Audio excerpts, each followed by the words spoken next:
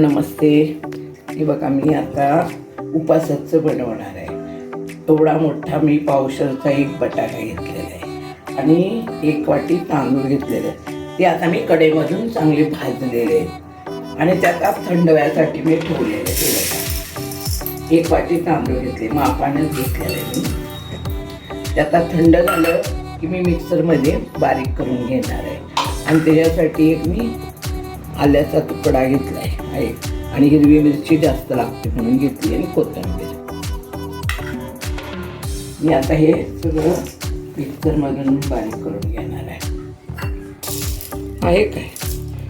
अर्ध नंतर घेते, अर्ध घेते म्हणजे बारीक चांगलं दळण. आता हिरवी मिरची, कोथिंबीर हे सगळं मी बारीक करून घेणार आहे, भरड करून घेणार आहे जाडसर. हा बटाटा किसून घेते.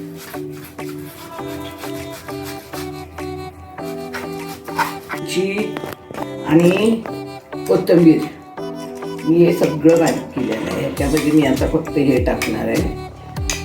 हे आलं पण टाकलेलं आहे कारण मला उपवासासाठी बनवायचं आहे. हे आता मी सगळं मिक्स करून घेणार आहे. ह्याच्यातच पीठ मळणार आहे. असं चांगलं हे करून घ्यायचं. तांदळाच्या पिठानंच हे असं एकदम छानपैकी पीठ मळून घ्यायचं. मग उपासाचं मी आता बनवणार आहे. ते बघा, पीठ मळून घेते अगोदर.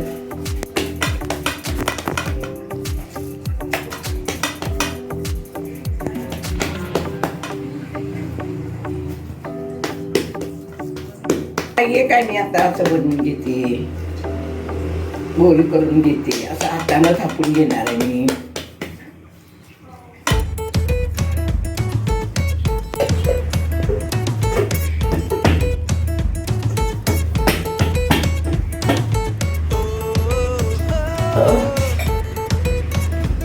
ते लावून पण घेतलं तरी चालतं, लाटून घेतलं तरी चालतं.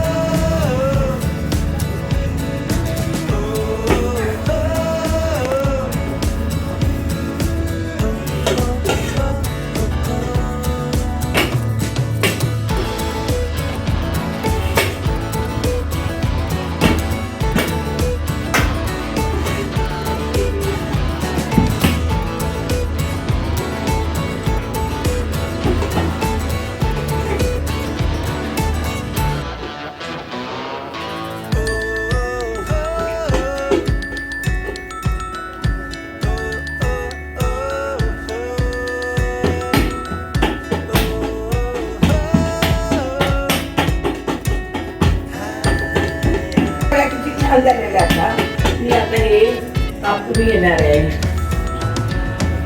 छान झालं म्हणजे असं ते जाडसरच पाहिजे तरच ते छान होणार. जाड असेल ना ते कापायला पण बरं पडत असं. हे मी असं उभं पण कापून घेणार आणि इथून पण मी असं कापून घेणार. बघा किती छान होणार आहे ते बघा तुम्ही. हे बघा, आमच्या ही चटणी सोडत खूप भारी लागणार. मी आता शेंगदाण्याची चटणी पण बनवणार आहे त्याच्यासाठी.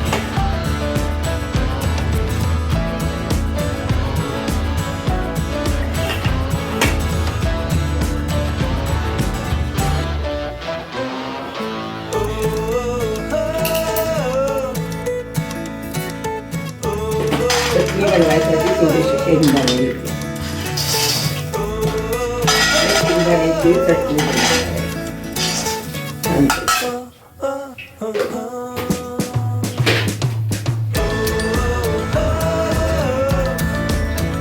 मी आता हे तळून घेते.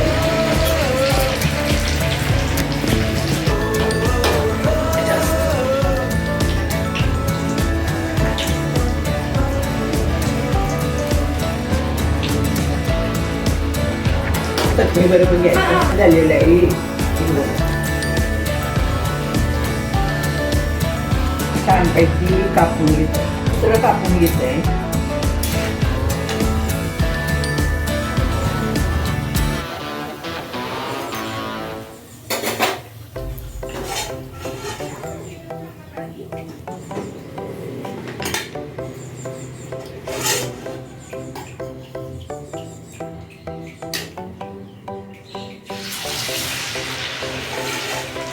हा श्रावण शनिवार आहे म्हणून मी आधीच करत आहे.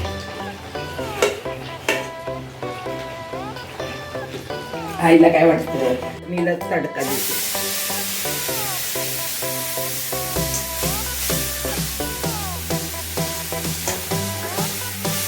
किती छान बनवलेला आहे ना उपवासासाठी. काय साबुदाण्याचा नाश्ता स्नॅक्स इतका भारी आहे आणि इतका क्रिस्पी आणि टेस्टी आहे. आणि चटणी पण सोबत केलेली आहे. आणि चटणी पण दादीने जो आधी तुम्हाला दाखवला ठेचा बनवलेला, त्यात फक्त तिने शेंगदाणे ॲड करून ती चटणी बनवलेली आहे. तर ती पण बघा किती भारी झालेली आहे. सोबत दही ठेवलेलं आहे घरात बनवलेलं.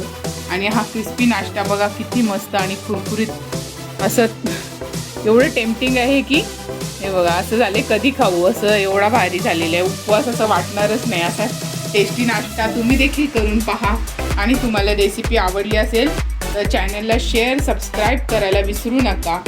आणि प्लीज प्लीज प्लीज चॅनलला सबस्क्राईब करा आणि कमेंट्स द्या, कारण दादी खूप मेहनत करते. तर तिच्या मेहनतीला तुम्ही सार्थक करा, हेच माझी इच्छा आहे. धन्यवाद. Bye bye.